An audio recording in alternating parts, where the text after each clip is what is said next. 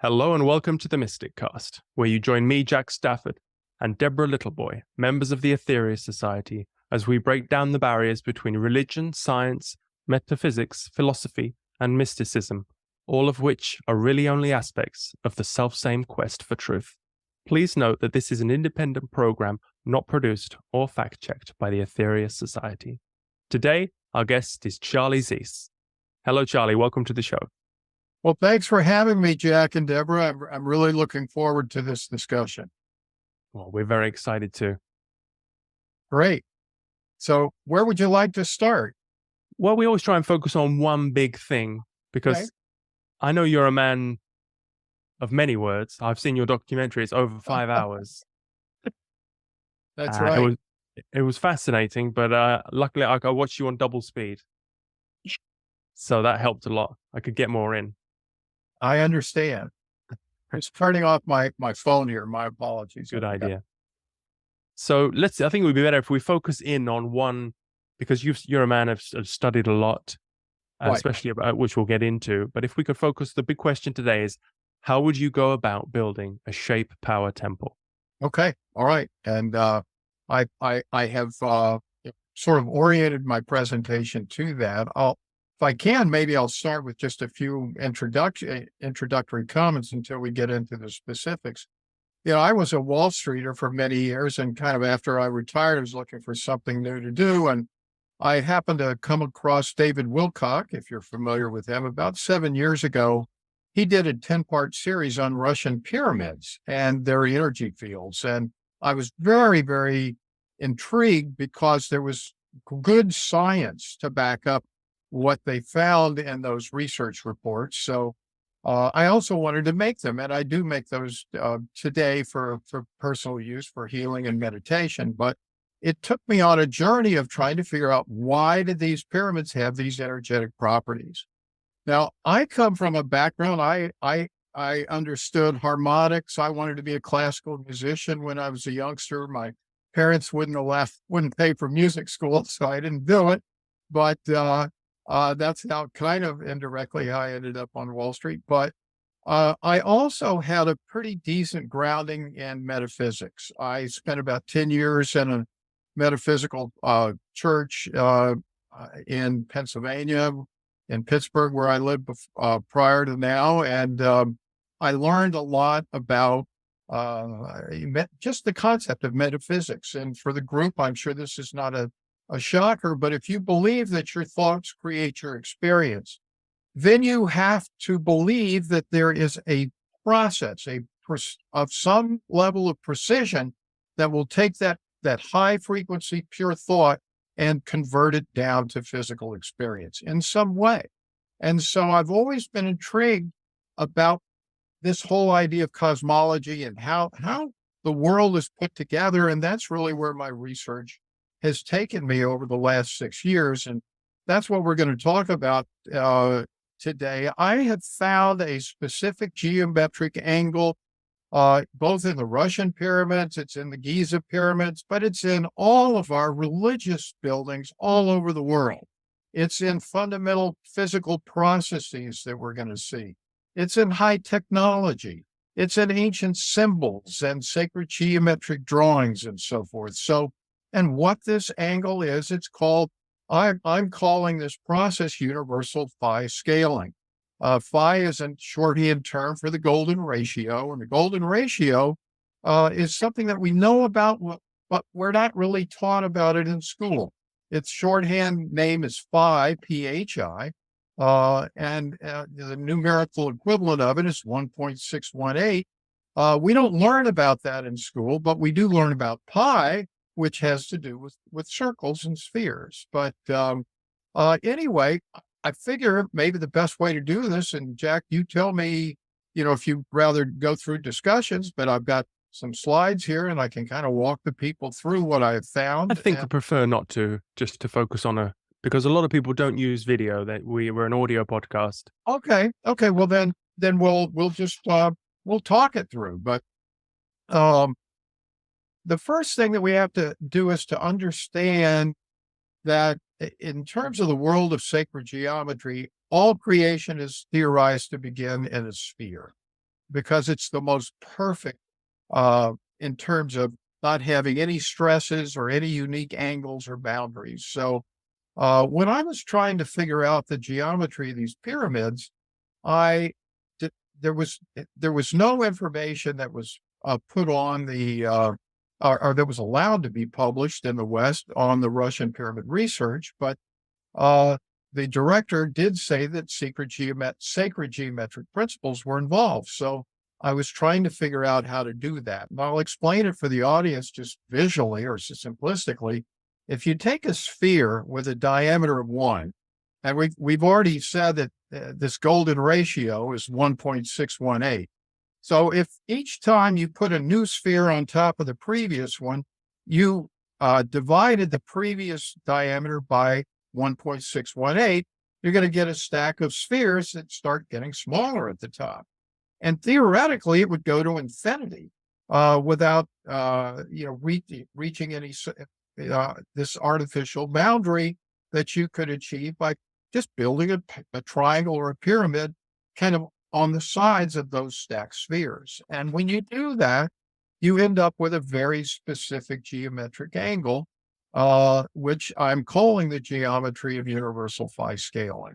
And why is that important? Well, as it turns out, I'll just walk through a lot of these examples and mentally, the Great Pyramid at Giza, for example, is much flatter in its geometry. But interestingly enough, this angle, which we find at the bottom of the Russian pyramids, is exactly at the top of the Giza pyramid. So I knew that was significant. And we'll talk about why that's significant a little later. But then I started to find this geometry in all religious architecture from all the major religious traditions around the world. It's the spire on top of a cathedral. That's the kind of angle we're talking about? Yeah. That's right. We're talking. Also talk about a dunce cap. That's right. Is that to get more energy into your head? Was it originally a? That's right. This was originally the dunce cap was invented by a 13th century Franciscan monk named John Duns Scotus.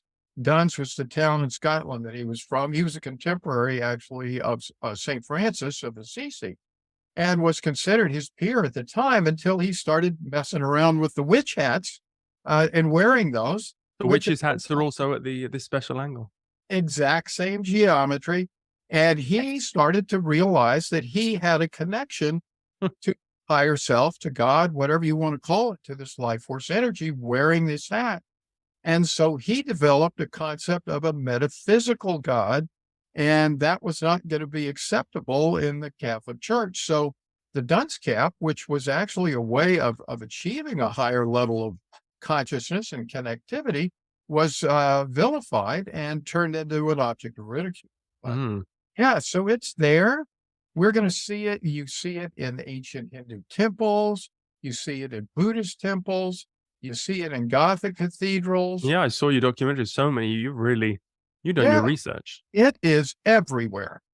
And, Gothic cathedrals, perhaps, to go on topic with this point, they are a classic example of how to build a shape power building, because I haven't done the research on every single one yet, but I have identified approximately 90% of the steeples in the Gothic cathedrals have sacred geometric principles, and I think I'll be able to derive the rest of them just when I have enough time to do it. But I haven't. One of the most interesting things I saw in your documentary was you talking about ether, which is dismissed by science at the moment. Because that's how you're getting the energies coming down, and so then correct me if I'm wrong, but the energies through the ether, and the pyramid somehow collects these energies or concentrates them. Yeah, is that right? That's right.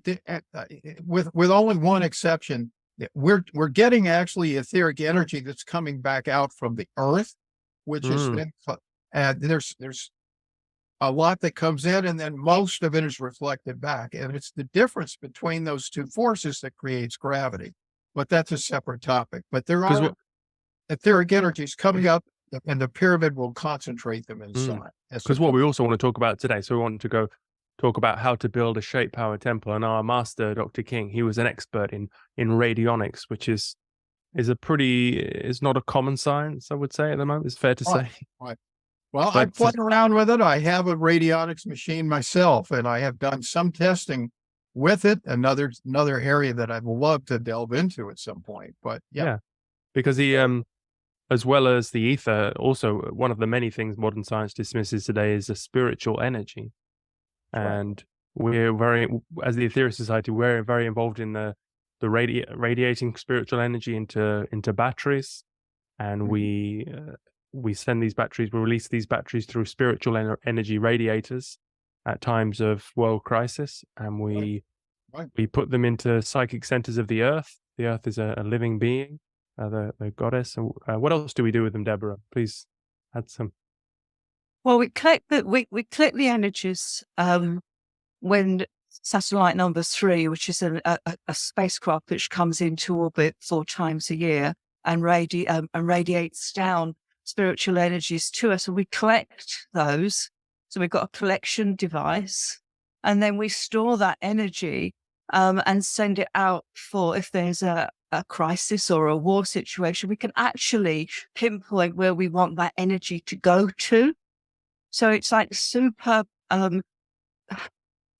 potent energy that we can pinpoint in like a laser to a certain area. And I would say that's probably the main thing that we do on an ongoing basis. We're always pinpointing where we think that the energy would do the best good.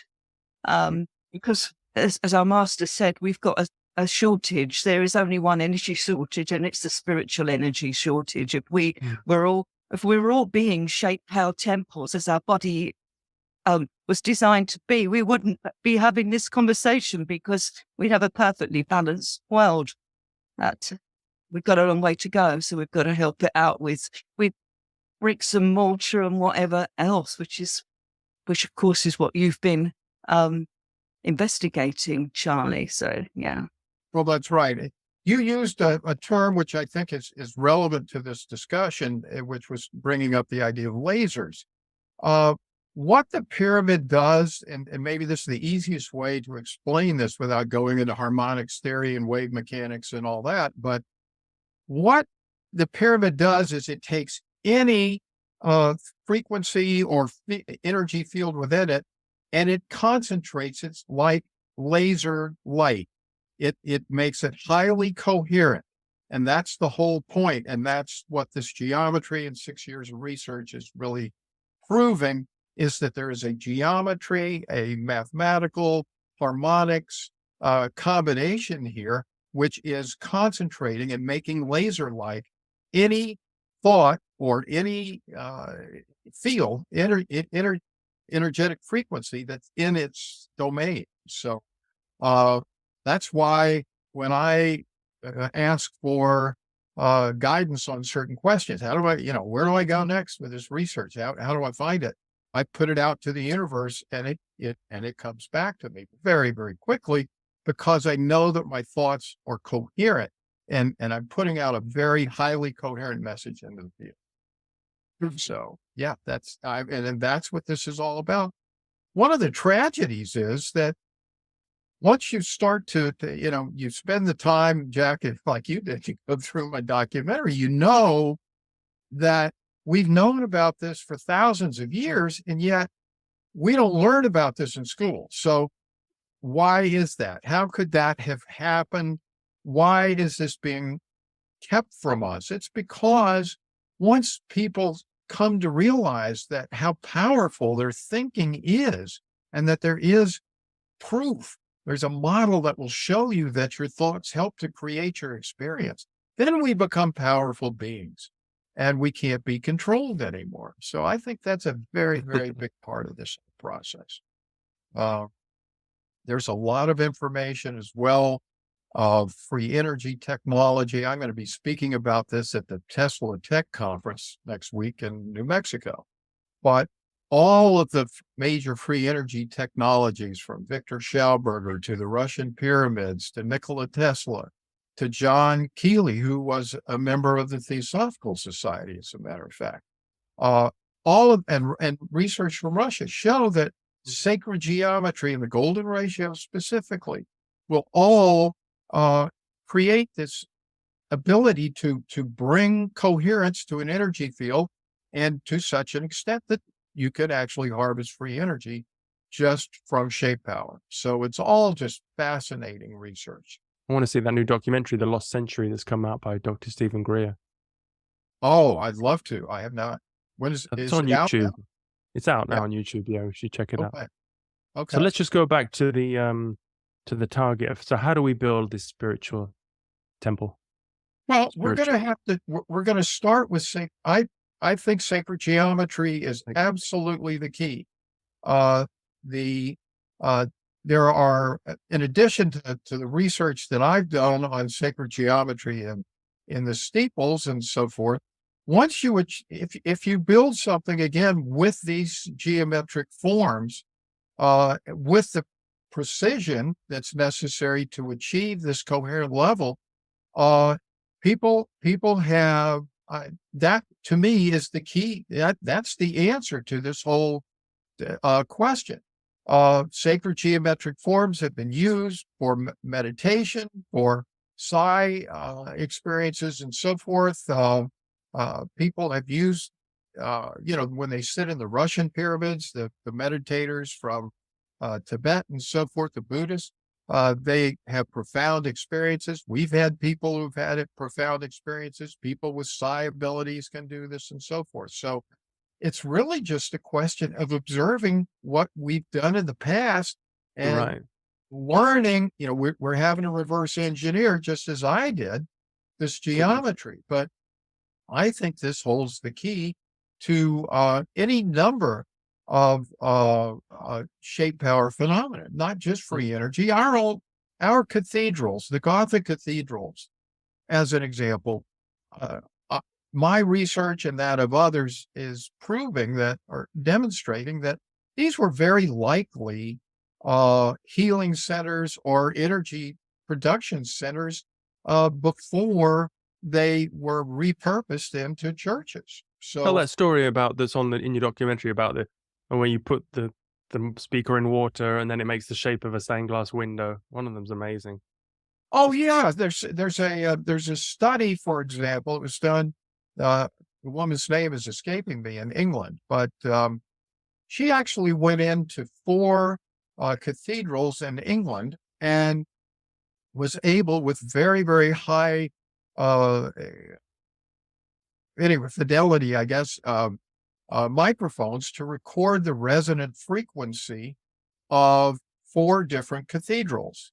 And what she found was that when she repeated this process a number of times, once she recorded it the first time, she went back into the cathedral and played that, and then recorded the new vibrations and so forth. But she finally got it revved up to the point where she could play this using what are called cymatic instruments. Cymatics, for those who don't know, you can actually create sacred geometric forms through sound. And the way you can do that, you can put a speaker on a table on 4 corners, mount a piece of rubber, for example, that will vibrate when the sound comes out of the speaker, and you can pour some sand on the top of it.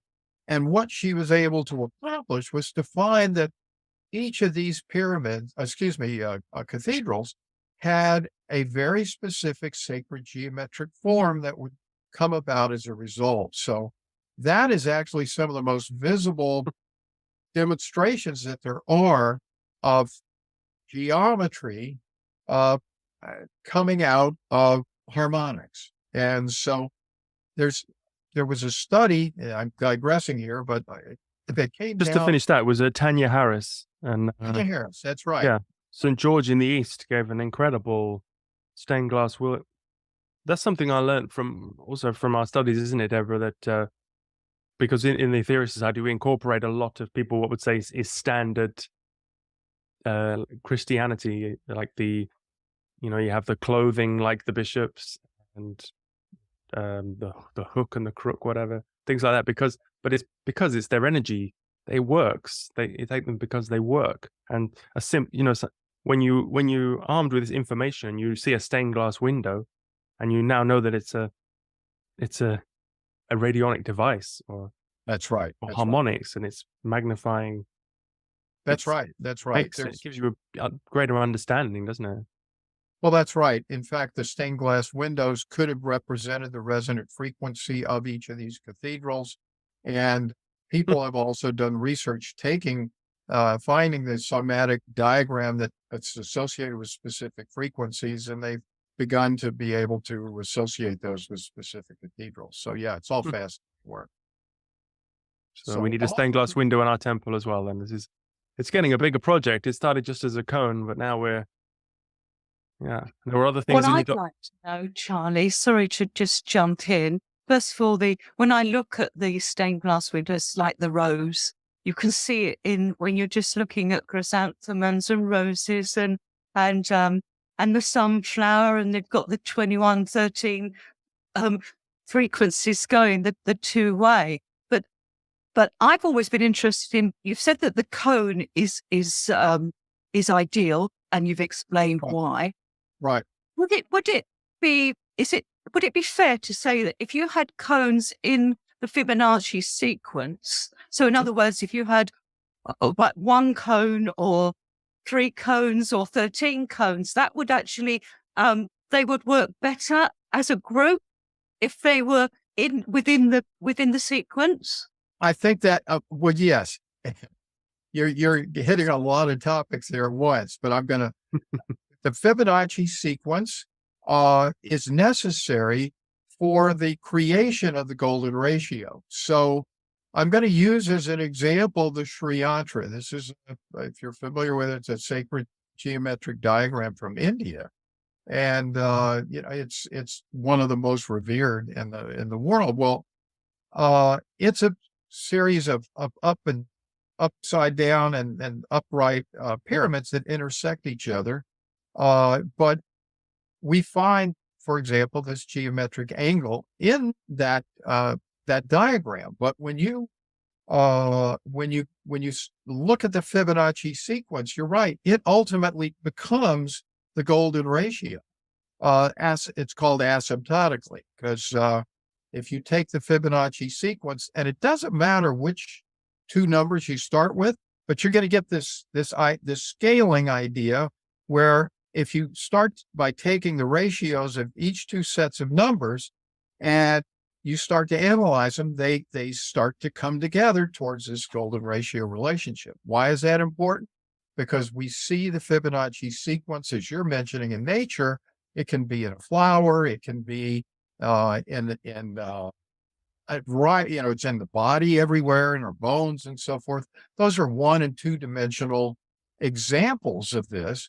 But 3-dimensional examples, which is where scaling comes in, and this whole creative process uses the exact same principles. I probably digress there, but I don't know if I answered your question. I took that as a yes. Okay.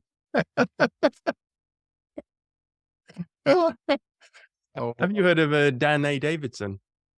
He was the very first slide that I had in my presentation for you today if we were going to use them. But yes, Dan A. Davidson, Shape Power, was the very first book after I started learning about pyramids that convinced me that geometry did create energy fields. And that's a classic text. He goes through and he doesn't attack it in quite the same way, but for the audience, what he did was just to take some ideas that a friend of his had. It's a name for pyramids. It's escaping me right now, from back in the 19th century. But he just stuck objects into like a piece of styrofoam in different angle shapes, and then he could measure that there was an energy field that was created as a result. So absolutely love that. Another person who has delved into that to a great degree is Dr. Ibrahim Karim, who has created what's called biogeometry. And he's been able to show not so much with the geometry that I'm doing, but just shapes themselves, no matter whether they're pyramids or cones, that even just specific drawings can have power and energy forming capabilities. All of this, I should also just point out to the audience, is verified through a lot of research from Russia, which has also been censored. I had to come to London, as a matter of fact, to get the article that I'm going to talk to you about. And that's an article from Dr. Anatoly Akimov. He published this about 30 years ago. And he demonstrated in his research that crystal structures in what are called micelles, or in like liver bile and fluids and so forth, would grow much more rapidly if they were housed inside of a pyramid or a cone that contained the golden ratio in their geometric form. Well, this was an indirect way of proving that sacred geometry was absolutely key in creating coherence, creating free energy, and the like. So, yeah, Dan was the pioneer, and we had him on the show. He was one of the first guests. Absolutely. He's written Lovely a new guy. version of his book a couple of years ago. I have it. So absolutely love his work. Small world in the shape community. Yes. I'd love to meet him sometime myself. So he'd be a great person to meet. Deborah actually sent images of the temples that we'd had in our Cosmic Voice, the magazine for the Aetherius Society, a while ago. Did any of those resonate with you? Or? Well, I measured the geometric angle of the singular one that's it kind of done more in the shape of a cupola, I would say. But as I mentioned to Deborah, it looks as though this is the same angle that I'm researching in some of the remaining 10 to 15% of the steeples and the Gothic cathedrals. It looks to be about 83.8 degrees. And this is some derivative of this very same universal phi scaling geometry. So yes, there is a resonance there. And I just haven't gotten through all of my research to be able to talk intelligently on that angle, but it looks like it's a derivative of it of some sort. And I'm working with a person who does sacred geometry, has for years. That's not my specialty, but he was the one who discovered this through some work of Victor Schauberger, and we're both working on the second edition of my book. So he's going to be co-author now. So, I hope to have information maybe on that, by the time the book comes out. Well, when it's published, you must come on again. Yeah. And so it wouldn't be a surprise to me to find that relationship. One of the other things we don't talk about, we're always hushed up in modern society, is the Devic kingdom, and we should mention about the Devas that we collect the energy through our prayers, and then we send them up through the temple, and at the point that the Devas can take them and take the energy. Right. And do you have any experience of that?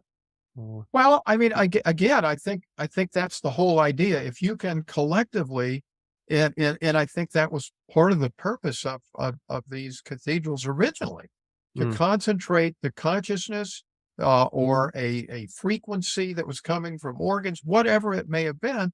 But again, it acts like a laser. It takes these and it concentrates it into a single place. Now, my theory, if you're familiar with the torus as its form, I believe that the toroidal version of creation is really where my work is coming to.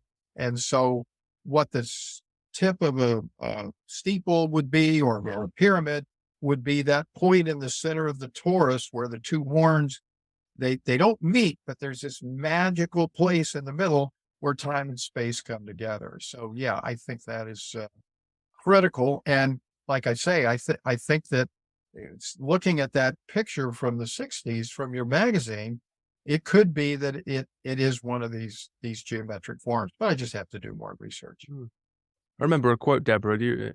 If something happened to the pyramids in Egypt, you better start praying very, very hard, very, very quickly.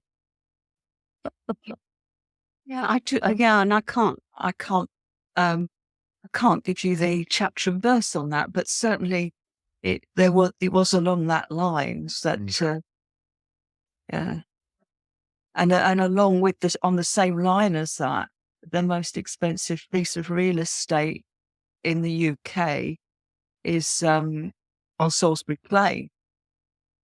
Again, because of the shape and the way that the energy can be manipulated through those angles. Right. Yeah. Fab.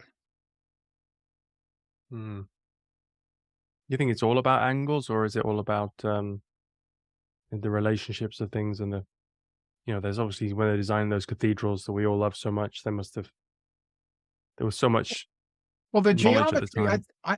I mean, to me, and that's where the rest of, I guess, my, some of the other research that I've looked at comes into play. When you see this geometry and technology today, I don't want to get off topic too much, but you find the universality of this in all of the physical processes that we find in nature. In our high technology, for example, all of our rocket ships, bullets, even the Native American arrows and the fletching on the arrows, spaceships, racing vehicles, hypersonic vehicles that we're using now for horrible purposes to destroy our world, but they're all using these sacred geometric principles. So I think that's, to me, from a cosmological, I mean, all of this points to a cosmology which I've been able to develop, which incorporates the torus, scaling of the platonic solids. Why is that important?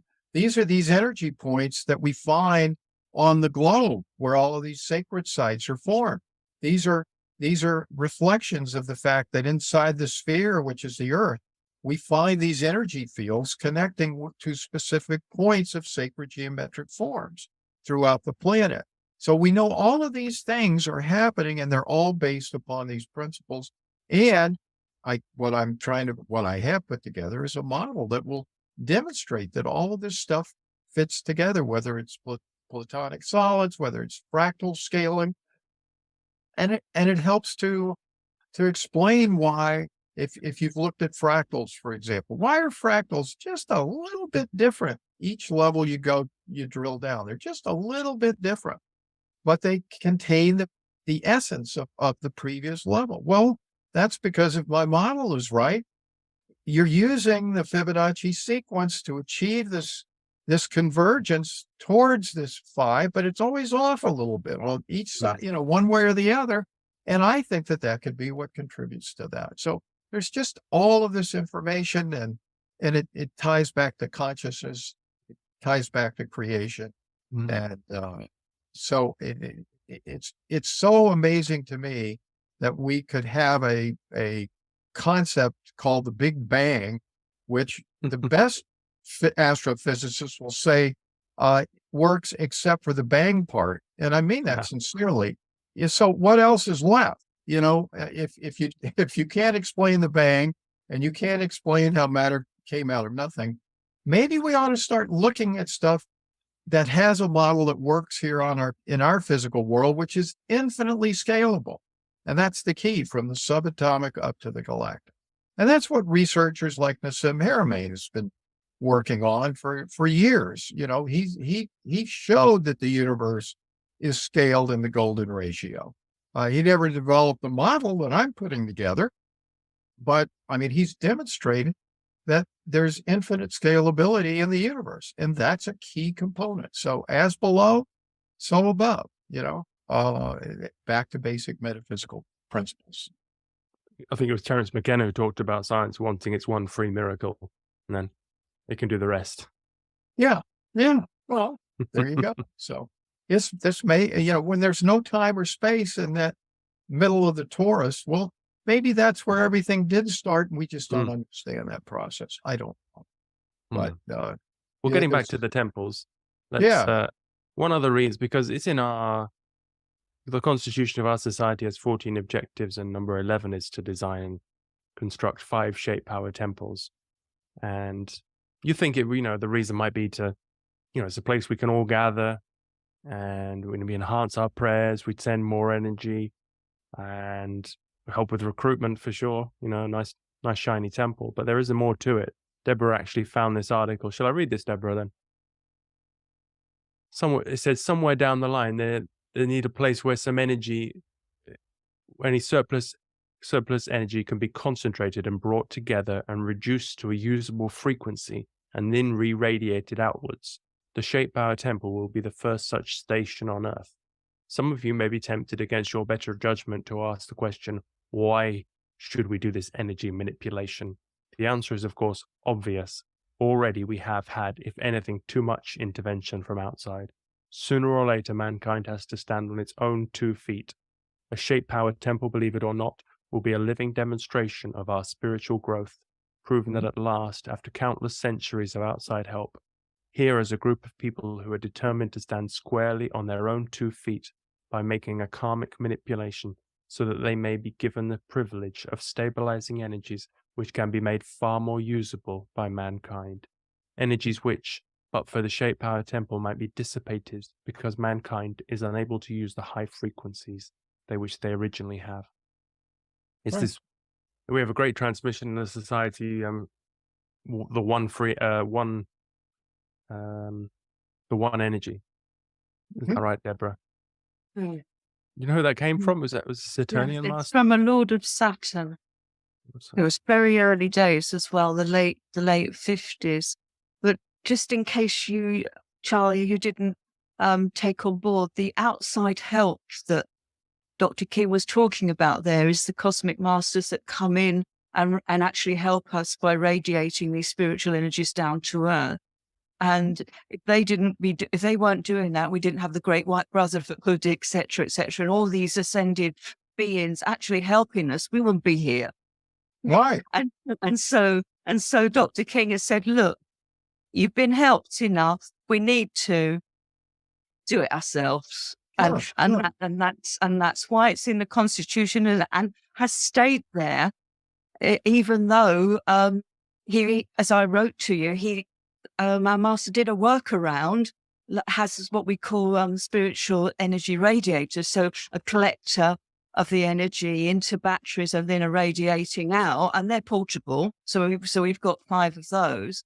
But to actually have a temple, of course, would amplify the whole thing. So yeah, we have taken, I guess the best analogy and probably something that would be a great experiment would be to take these radiators that you have and try to use those inside of a specific geometric form that, conforms to sacred geometric principles. I think you're going to find a tremendous amplification of the results that you would have achieved. You're using, in effect, it sounds like if you're getting these energies and storing them, that's kind of acting as a capacitor of some sort. It's storing that in some way. And if you could put that inside, I think it would magnify those energies just enormously. And that, I think, is the key. Geometry can be used, and that's where my research has taken us. The golden ratio in specifics will amplify and magnify, clarify any energy field that comes within its borders. So using radionics machines, I've done that. We've done some brief experiments with that, but we've certainly done it with intention. We've done it with sound healing. We've done it with other types of scalar energy devices as well. And the energetic results are magnified many, many times over. As an example, using the body visualizing it as an energetic entity in and of itself, we have measured the life force energy of a person outside the pyramid and then after they've stayed inside, and using what's called a Bovis life force scale, which is used by dowsers. You might start at a level of 10 to 15, 20,000 outside the pyramid, and it's all relative here, but once you go inside the pyramid, you might be in the millions. But if you put some sort of sound or scalar technology in here with us, like solfeggio frequencies playing through a scalar device, the energy goes up to billions. So I just Do you tell sleep in a pyramid? magnification Charlie? is just enormous. Do you What's that? sleep in a pyramid, or do you spend I time don't in it? sleep in one. I have one next to my bed in the room, and the reason is that the energy field again is toroidal in scope, so it's going to affect the energy not just in my room but far beyond. But having it nearby, I've cut the amount of sleep that I need by a couple hours a night simply because I think I'm able to regenerate that much faster. Maybe it's getting old, but I'm down to about 5 hours of sleep a night, 4 hours. And, the rest of the time, You look you in know, good shape. Yeah. well, I'm going to be 71 next week or next month, but, yeah, I feel like I'm in good shape, and I have not, just for the audience, I have not had a single day of illness since I started making these pyramids. And I'm not saying that other than it's fact. And we did a study as well on the health benefits. And in 2020, we got 50 people to do a session with the pyramids and sound healing who were experiencing or presenting with COVID/flu symptoms. We didn't know because the tests were just starting. We didn't know if they were real or fake. It doesn't matter because it's all the same stuff anyway. But everyone got well by the end of the session. So this is the resonance chamber. That's really what I'm trying to say. Maybe that's the best way to put it. This is a resonance chamber, and it's going to amplify all of those intentions, whatever they may be inside this geometric form. So it might be a while before we as a society can get the money together, buy a land, build a big temple. But if people at home want to make their own shape powered temple, I've seen some videos on is it as simple as a plastic tubing, or do you have to have special materials? Yeah, we sell, or excuse me, I mean, we don't sell them, but in England, that's where you are, correct? Both of you? I'm in I'm Italy. in England. Okay, And- okay. But there is a company in England that sells the very same pipe that I make mine out of. They're a distributor for a U.S. company. Has to be a special material, or But it's PVC is what we make them out of because it's easy and it's also a very effective material. It's non-conductive, and that's a very important factor in the creation of these fields. But yeah, you can go. why on is my that important? website. Because you don't want to create you don't use metal or anything like that. No. No, we don't. And I'm not going to suggest that I have the answers as to why yet. But all of the torsion physicists in Russia, the Russian pyramid builders research team, we've tested the energy fields. The law of one material, the other channel material, indicates you should not use conductive metals to make pyramids. So I haven't seen any research, quite honestly, that says that conductive metals or base metals are. So even just a simple bit of plastic tubing, you need 3-sided pyramid or 4-sided? Well, I make a 4-sided. I'm going to put my hands up so you can see. I'm sitting inside mine right now. You won't see it with the background, but it's just PVC pipe. Oh, you're in it now. And we all of the parts are put together with connectors. It's like Tinker Toys, if you know what those are. Yeah. Adults and Anyone can do this. Yeah, Even anyone Deborah could do can this. Wow. What? Yeah. But yeah, I've got videos on my website, stargatepyramids.com, how-to videos. You can make them. You can also go to the hardware store. If you have, the problem is I've made this for the American market, and you need access to make these work right to a PVC pipe that's measured as what's called 3/4 inch. So if you go into metrics, then the math is going to be off a little bit. So And does it have to be a particular size? How big is the pyramid you're in? This one is 6.5 feet tall, I make another one that's 7 feet tall and another one that's 5.5 feet tall. Okay. The 5.5 foot version is only good for sitting on the floor like yoga style meditation. I'm sitting in a chair right next to my desk and I'm inside the medium. And the larger pyramid will allow you to get a little bit bigger chair. Maybe I should get one then. I could put one here. Yeah. Yeah. Well, you could put one up. I think your chair would fit inside. Well, my I have a house. meditation room. Maybe I have a prayer room. Sorry, I could put it in. as Maybe you well. could put it in there as well. Yeah. And I think you'd find that, people who are very, very sensitive to this, I've gotten a number of serious meditators, who have written and commented that they're able to experience, whole new higher levels of connection to. Because some of the simplest things, it might sound simple to people listening, but it's sometimes the simplest things. Like we do in the society, we do a lot of deep breathing. It doesn't get much simpler than breathing, That's right. That's right. and we've sort of profound results.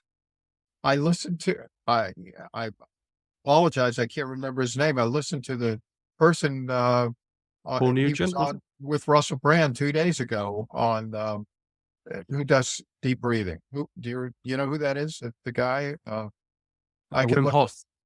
Yes, Wim Hof was on, Yeah. and it was an amazing conversation. Yes, that's all this is. It's cycles. It's understanding the patterns and the forms of nature, and your body will heal itself. I think there's research to talk about health as well and coherence, that was done on these pyramids in Russia, and they show that your energetic aura before sitting in the pyramid, this was a person who was a meditator, so you would expect it to be fairly coherent, but there were still major holes in their energetic aura, and after sitting in the pyramid, all of those holes were gone, and you could see a coherent energy field around the subject. So, there's just so much amazing information. And so where can people go to, before we round up, where can people go to find out more from you about your work? Okay, there's several places to go. The Pyramid Science Foundation is a 501c3 I put together several years ago to do this research. You can go to pyramidsciencefoundation.org, and that will tell you about our foundation. It has some of our own research.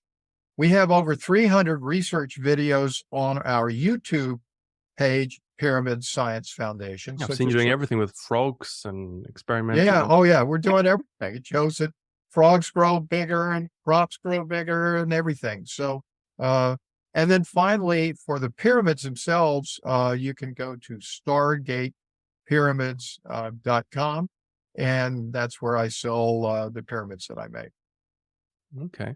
Well, Deborah, do we have anything else that you cover in the show notes that we? No, I think that we've probably much covered that, but I have a question.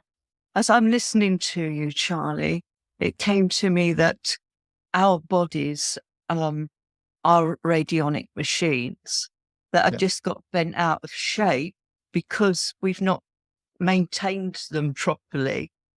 And so if we were to put pure water, etc., and pure food in, and we thought properly and we breathe properly, actually we wouldn't have any holes in our auras. We would be radiating the energy as we were designed to, as we designed ourselves to.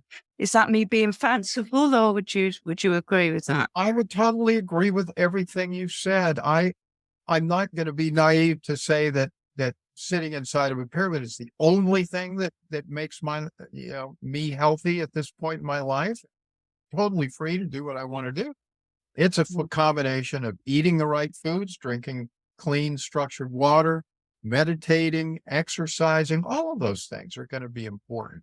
So, but all of these come back to the same basic principles. We have to raise the vibration and the coherence, and that's where I think my research comes in the most, the coherence of our energy fields in order to thrive. And we can do that through our thinking, through geometry, through the foods we eat, and so forth, and the thoughts we think. Thank you. We also do a lot of mantra as well to spin the aura and throw off impurities. And yeah, it comes back to what you're both saying is about the purification, returning to the health that is our birthright. We That's all right. started that. That's exactly right. So, it's an amazing world I'm so grateful to have found this research, because it's now, before I leave this plane of existence, I want to have completed my model to demonstrate, how consciousness is really at the center of this magnificent structure, this reality that we experience, which is based upon the collective consciousness of our planet and our world.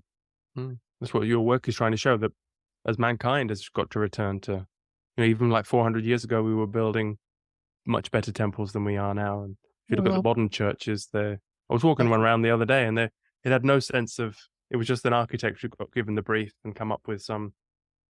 One thing we haven't discussed, I'll just bring it up briefly. Our history is not what we believe it to be. And as once I began this research in architecture, I knew there was something seriously wrong with our history.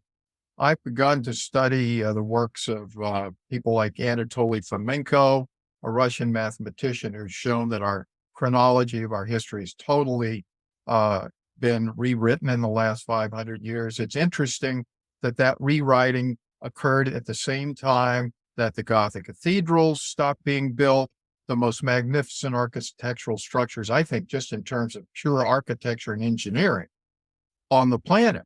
And also the quadrivium, which is the study that Plato put together for his advanced students, that shows that mathematics, geometry, harmonics, and cosmology are all interrelated to make this reality. So yeah, all of this stuff, something seriously happened about 500 years ago, and our chronology was rewritten at a place called the Council of Trent with the Catholic Church. So,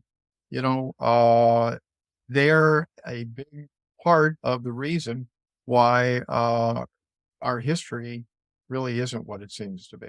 And a reincarnation was taken out of the Bible in That's about right. 400 AD as well. So, well, and the question is, was it 400 or was it 1400? And that's one of the things Fomenko did was to prove that there's, through science, and the science he used was looking at solar and lunar eclipses as they were identified with dates in the Bible. And he finds that there's a missing 1,000 years in this chronology, and he does that with science. So the rest of it, and he's got 7 volumes of this. I've only begun to read the second. He writes more than you. Oh, absolutely. Absolutely does. But he's had 50 years to do it, so I'll try to catch up. Well, if you keep staying under the pyramid, and you'll get. Well, that's where my best thoughts come from. Absolutely right. So I stay in as much as I can when I need help. So that's great. Well, this has been really wonderful, Charlie, and I hope you'll come back on once the new book is ready. I would love to do that, Jack. And Deborah, thank you so much. I really appreciate the opportunity to talk to your audience, and equally as fascinated to have learned about your society and what it does. So thank you. Please ask everyone to go and check out your videos and your website, and it's very rewarding. Okay. Thanks so much. All right. Take care. Great day. Bye-bye. Bye-bye.